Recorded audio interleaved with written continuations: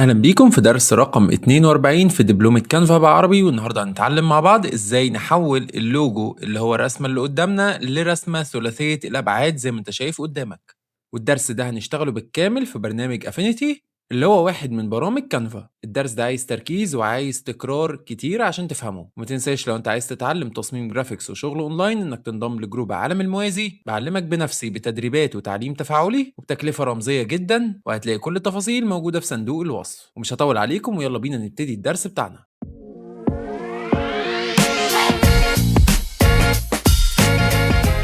وزي ما شفنا في الفيديو اللي فات هنبتدي بأول حاجة عندنا إن احنا نفتح ملف جديد. وبعد ما عملت الدوكيمنت بتاعتي هتيجي هنا تمسك الريكتانجل تول، هتختار الريكتانجل اللي أطرافه حادة وتبتدي إنك ترسم مربع زي ما انت شايف في الخلفية. وبعد كده هتيجي تمسك الفيل تول عشان تطبق عليه جراديانت، وهتيجي هنا في الكورنر على يمين تحت وتروح جاي ضاغط على الماوس وساحب في الاتجاه للشمال فوق، وبعد كده بتسيب خالص الجراديانت. وهنا انت عملت جراديانت من لونين، اول لون اللي هو الابيض اللي تحت وتاني لون اللي هو الرمادي اللي فوق، ولكن الالوان دي احنا عايزين نغيرها، ودي الخلفيه اللي انا هشتغل عليها اللوجو بتاعي. اول حاجه عايزين نشيل الاوتلاين ده، فهتضغط عليه وتختار الاوبشن اللي هنا اللي هو ان احنا مش عايزين اصلا اوتلاين. تاني حاجه عايزين نغير الالوان بتاعه الجراديانت، فهتضغط هنا على الكلر. اول حاجه هنغيرها هي اللون الابيض ده، فهتيجي هنا عند اللون الابيض وبعد كده تضغط على الجزء ده وتعمل بيست للكلر كود اللي قدامك ده، وبعد كده تضغط على انتر هتلاقي اللون عندك اتغير تحت هنا. ونفس الكلام هتمسك الناحيه التانيه اللي هي كانت جراي وهتخليها باللون النبيتي الغامق اللي قدامك ده، وبكده انت عملت الجرادينت اللي انت هتبتدي شغل عليه. وعلشان الخلفيه دي ما تقعدش تتحرك مننا اثناء الشغل واحنا بنمسك الحاجات، هتيجي عند اللاير عند اخرها هتلاقي ان في علامه لوك ظهرت لك، تقوم ضاغط عليها وبكده بقت لوكت ما تقدرش ان انت تحركها. وعشان تعمل انلوك هتعمل نفس الحاجه، بس دلوقتي احنا عايزينها لوكد او ثابته في مكانها. تاني حاجه عندي هبتدي ان انا ادخل الصوره بتاعتي اللي انا عايز اشتغل عليها، اللي هي الصوره اللي انا راسمها. طيب هتدخلها ازاي؟ بمنتهى البساطه هتروح على جهازك تعمل كوبي وتيجي هنا تقوم ماسك التمبلت وعامل بيست، والبيست هنا اللي هو كنترول في. وبعد ما دخلت الصوره بتاعتي هبتدي ان انا احللها. هنا احنا محتاجين 4 مستطيلات، والاربع مستطيلات فيهم حته انحناء لتحت كده زي ما انت شايف. كل ده هنشتغله مع بعض وهفهمك ازاي تعمله، ولكن عايزك تبسط طريقه تفكيرك. احنا عندنا 4 مستطيلات، فدي حاجه اللي احنا لازم نركز عليها دلوقتي. خد بالك ان انت هتبقى تايه شويه في افينيتي لان هو برنامج كبير وفيه تولز كتيره، وانا مش عايزك تركز على كل التولز، انا عايزك تقلدني فقط في المرحله دي. وهيكون في دبلومه متعمقه اكتر في افينيتي وبتشرح كل تفاصيله، وهتبتدي فيها من الصفر وهتبقى فاهم كل الكلام ده وفاهم انت بتعمل ايه كويس جدا. ولكن دلوقتي ركز انك تقلدني وتطلع الشغل مظبوط. وزي ما قلنا محتاجين 4 مستطيلات، فيلا بينا نعمل ال4 مستطيلات بتوعنا ونشوف هنعمل ايه بعد كده. وعشان نعمل المستطيل هتمسك الريكتانجل تول تاني وهتختار الريكتانجل اللي هو اطرافه حاده، وبعد كده عايزك ترسم اول مستطيل زي ما انت شايف كده. وطبعا لونه مش عاجبني فهبتدي ان انا اخلي اللون بتاعه سوليد واختار اي لون يكون مميز على الخلفيه دي. مش ده اللون النهائي ولكن لون انا شايفه دلوقتي، وهبتدي ان انا اظبط الوان بعدين.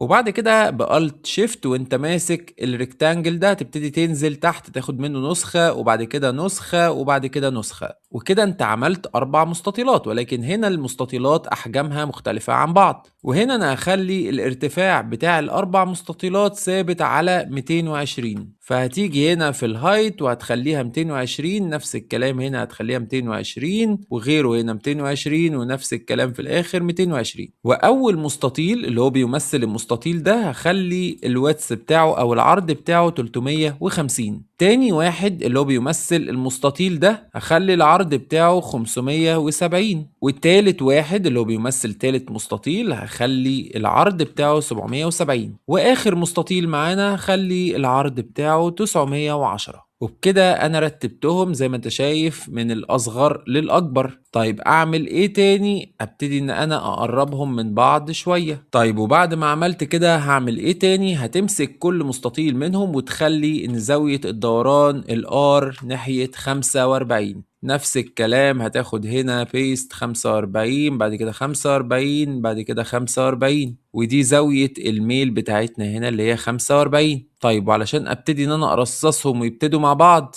أنا كخالد ممكن أعملها بالعين، ولكن أنت هتتعب شوية في إنك تضبط الموضوع ده في الأول. ليه؟ هتلاقي إن في حاجة بتتحرك منك بالمنظر ده، لازم تعمل زوم إن تبقى دقيق شوية، حوارات كتير. فعشان تعمل الموضوع ده لازم تظبط طبعا المسافات اللي ما بينهم، تفاصيل كتير. فدي ممكن تخلي بداية الريكتانجلز مش دقيقة. وعشان نخلي البداية كلها ثابتة هتيجي هنا تمسك لي البن تول، وهتختار من هنا اللاين مود، وهتروح راسم لي اي خط حرفيا زي ما انت شايف قدامك. طبعا زود هنا الثيكنس بتاعه شويه زي ما انت شايف عشان تعرف انك تشوفه. وبعد كده تمسك الخط ده تخلي الزاويه بتاعته ماينس 45.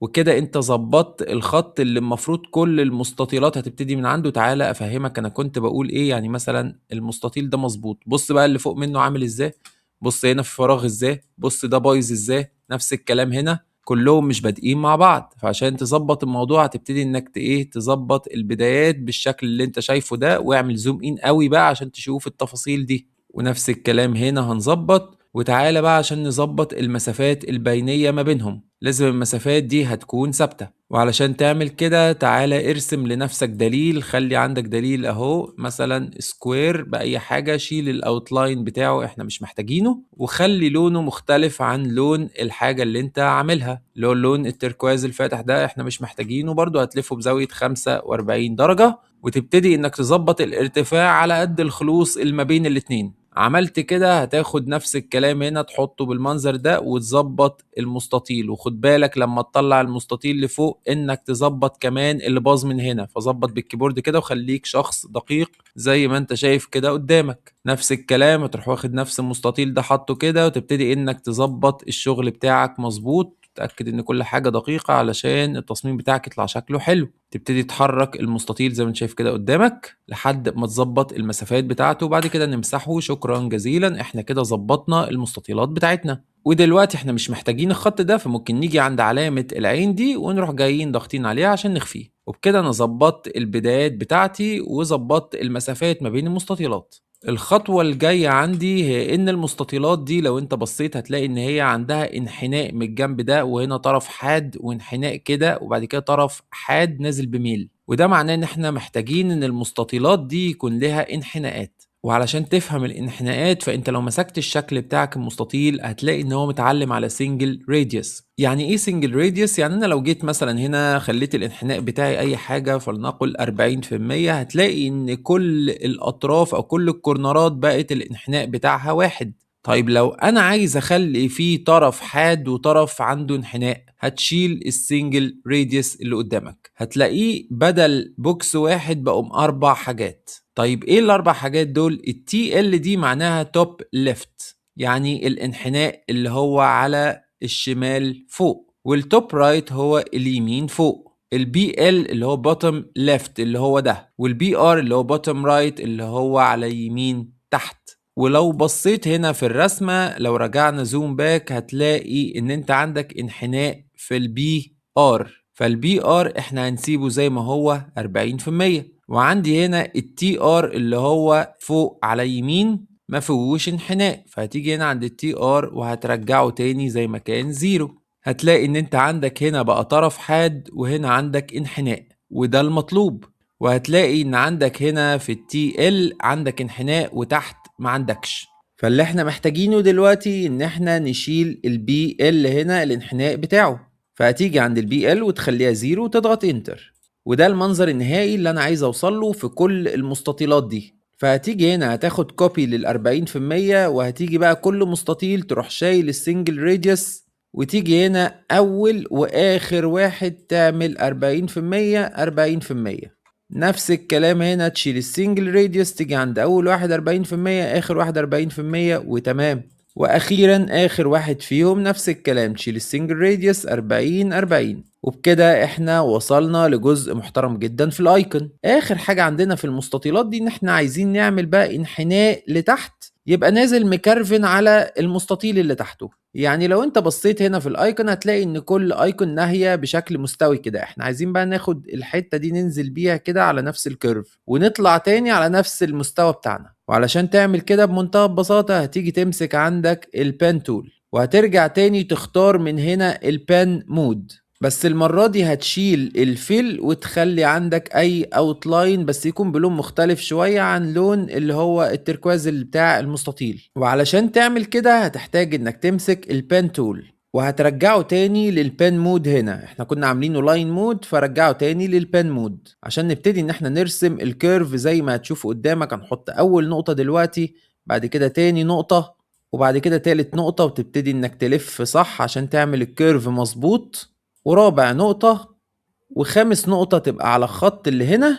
وبعد كده تقفل الباث بتاعك عادي جدا بأي شكل زي ما انت شايف كده قدامك. طب هتقولي ايه اللي انت عملته ده؟ هقولك دلوقتي ايه اللي انا عملته ده. بعد ما خلصت هذا الشكل العجيب هتبتدي انك تشيل الاوتلاين وترجعه لي تاني فيل، ولكن المرة دي الفيل هيكون بلون المستطيل. طيب انا ليه عملت المنظر ده ومشيت على الكيرف؟ عشان اتأكد ان الكيرف مطابق او شبه مطابق للمستطيل اللي تحت. طب هعمل ايه دلوقتي؟ هترجع تاني تمسك التول بتاعتك اللي هي الموف تول عشان تحرك هذا المستطيل لفوق. طب هتحركه لفوق لغاية فين؟ لغاية ما تلاقي ان في تطابق مع الخط ده مع اللي انت رسمه. واعمل زوم ان وتأكد من دقة اللي انت حاطه ان لازم يكون ماشي بشكل بيرفكت مع الشكل بتاعك او المستطيل عشان يبقوا قطعة واحدة زي ما انت شايف قدامك كده. وبكده انا عملت الشفة اللي هي نازلة تحت الكيرف بتاعنا، وبكده انا عملت الكيرف اللي هو ساقط على الريكتانجل اللي تحته.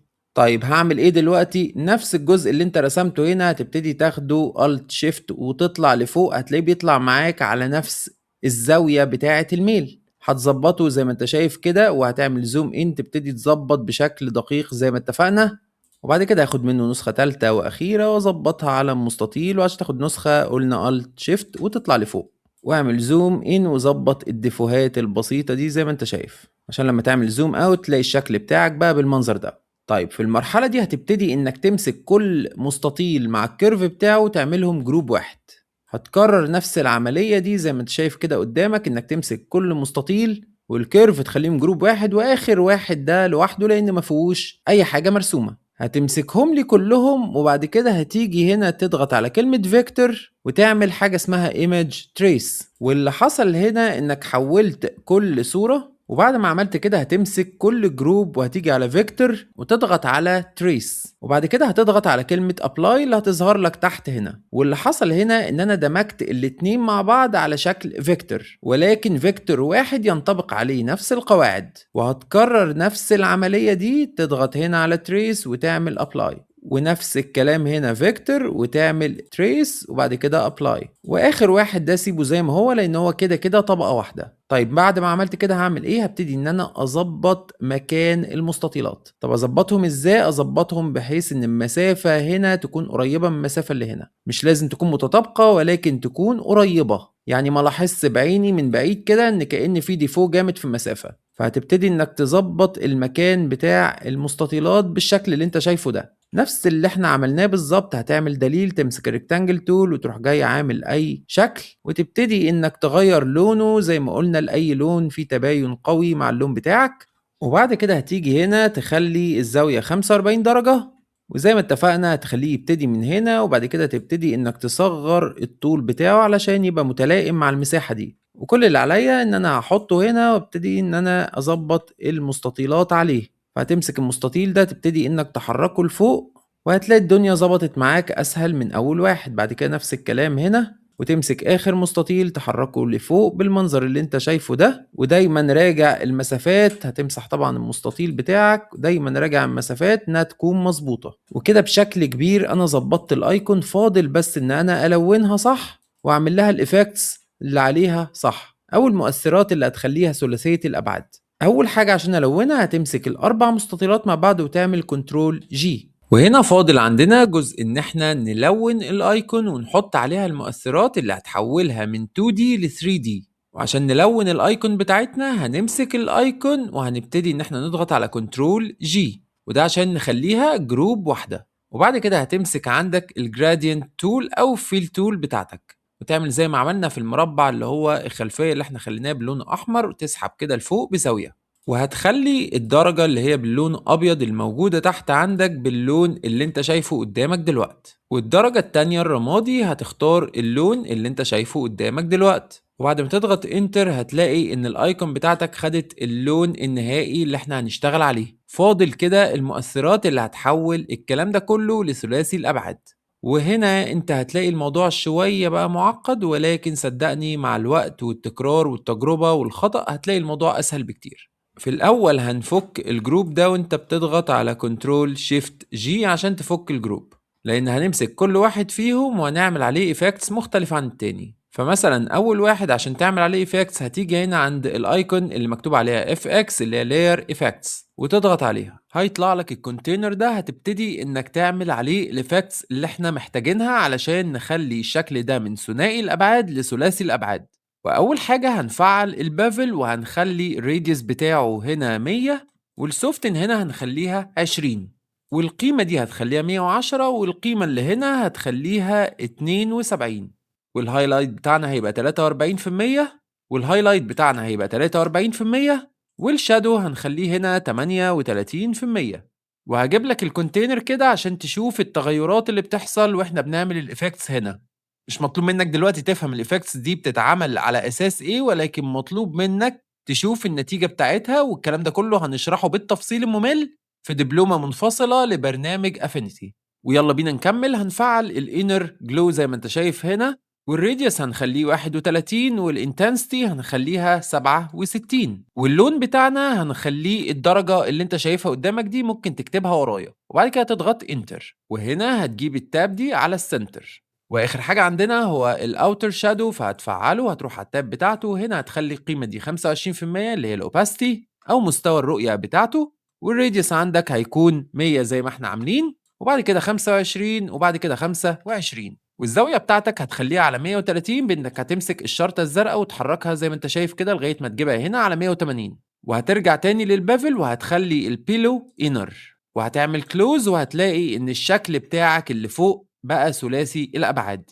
وده واضح جدا لو انت شفت الطبقتين دول، ده كده ال 2 دي وده الشكل ال 3 دي بتاعها. فالمطلوب ان احنا نحول الثلاث مستطيلات دول لنفس الديزاين ده، ولكن بنفس تدريجة ألوانهم وبنفس زاوية الإضاءة. فيلا بينا نخش على المستطيل التاني، نفس اللي عملناه بالظبط ولكن القيم هتختلف. فهنضغط على FX من هنا، بعد كده هتفعل البافل، وبعد كده هتخلي القيمة دي عندك 100 زي ما عملنا، وتحت هنا هتكون 20 زي ما احنا عملنا برضو، وتأكد انك هنا في الانر، وهنا 42، واللي تحت منها 72. نفس الكلام في الشادو والهايلايت، هنستخدم الهايلايت 43 زي ما عملنا في الأول، والشادو هنخليه زي ما هو 38، وهتفعل الانر جلو هتخليه زي ما هي 100، وبعد كده 31، وبعد كده 67 زي ما عملنا برضو، وبعد كده اللون هنا هتاخد نفس اللون اللي انت عملته برضو، تضغط انتر، وبعد كده تخليه سنتر، وبعد كده هتفعل الاوتر شادو هتخلي اوباستي 25، وتخلي الراديوس بتاعك 49، وهتخلي الاوفست بتاعك 39، والانتنسي هتخليها 22، والزاوية زي ما اتفقنا 180. وبعد ما قفلنا هتلاقي ان الريكتانجل التاني اتحول هو كمان لثلاثي الابعاد. لو عملنا زوم اوت شوية هتلاحظ قد ايه في اختلاف بين اول اتنين ريكتانجل واخر اتنين. فيلا بينا نكمل على اخر اتنين. هتمسك تالت واحد تضغط على اف اكس وتفعل البافل زي ما اتفقنا، وهتخليه انر، وهتخلي القيمة هنا 100، وتحت منها برضو 20 زي ما عملنا في أول واحد خالص، وعندك هنا 42، وعندك تحت منها 72، والهايلايت هو برضو 43، وتحت منه الشادو 38، وتحت منه الشادو 38. هتنزل على الانر جلو هتفعلها تخليها 131، بعد كده 67، واللون بتاعك نفس اللون بتاعنا، وبعد كده تضغط انتر وتخليها سنتر.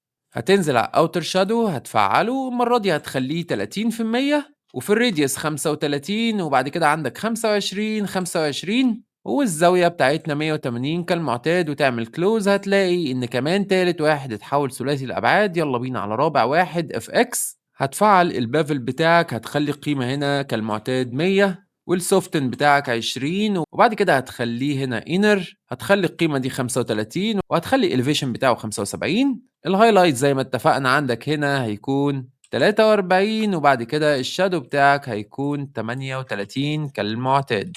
هتنزل على الانر جلو هتبتدي انك تفعله، وهنا هتخلي الراديوس 31 والانتنسيتي بتاعتك 67. اللون بتاعك هو نفس اللون بتاعنا وتضغط انتر. بعد كده تخليها على السنتر، هتنزل على الاوتر شادو وتفعله. هتسيب الاوباستي 50 والراديوس هتخليه 100 والاوفست هتخليه 35 والانتنسيتي هتخليها 55 والزاوية بتاعتك هتكون على 180. وقلل الاوباستي شوية، ممكن نقللها نخليها 35 عشان حاسسها تقيلة شوية. وبكده لو بصينا هنلاقي ان حولنا الايكون بتاعتنا من 2D ل 3D بشوية effects بسيطة، ومستوى الإضاءة زي ما هو ثابت والجراديانت باين وجميل. وتقفل هتلاقي ان الايكون بتاعتك اتحولت لثلاثية الابعاد بالكامل زي ما انت شايف. لو رجعت لورا هتلاقي ان احنا حولنا الايكون من شكلها البدائي ده لشكلها ثلاثي الابعاد اللي انت شايفه ده.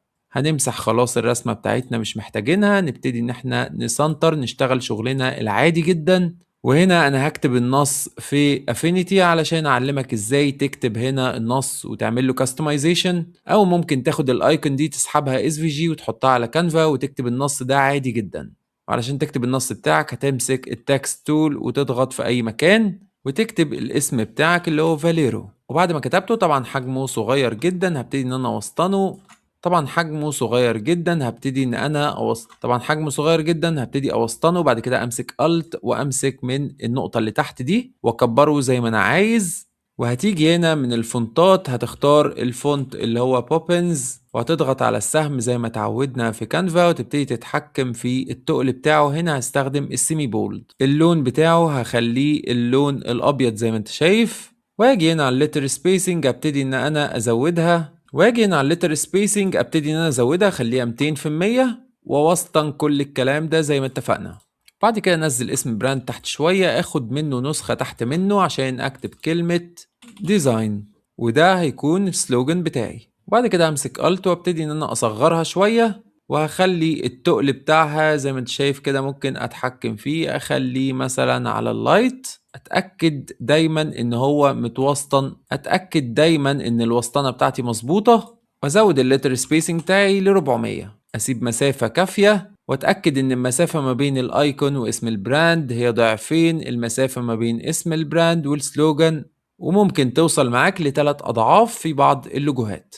وبكده نكون خلصنا الدرس بتاعنا. تبتدي انك تسنتر اللوجو بتاعك بالمنظر الجميل ده وتعرضه على العميل. واللوجو ده اتعمل بتكلفة 0. برنامج افينيتي هو برنامج مجاني وهو دمج للفوتوشوب وإلستريتور مع بعض، وهيطلع نتائج رهيبة لو انت بتعرف تشتغل عليه. ما تنساش في نهاية الفيديو لو انت استفدت وعايز تدعم المحتوى بتاعي انك تتابعني على يوتيوب وتنضم لجروب العالم الموازي اللي موجود تفاصيله في صندوق الوصف. أتمنى يكون فيديو مفيد وأشوفكم في دروس جاية كتير.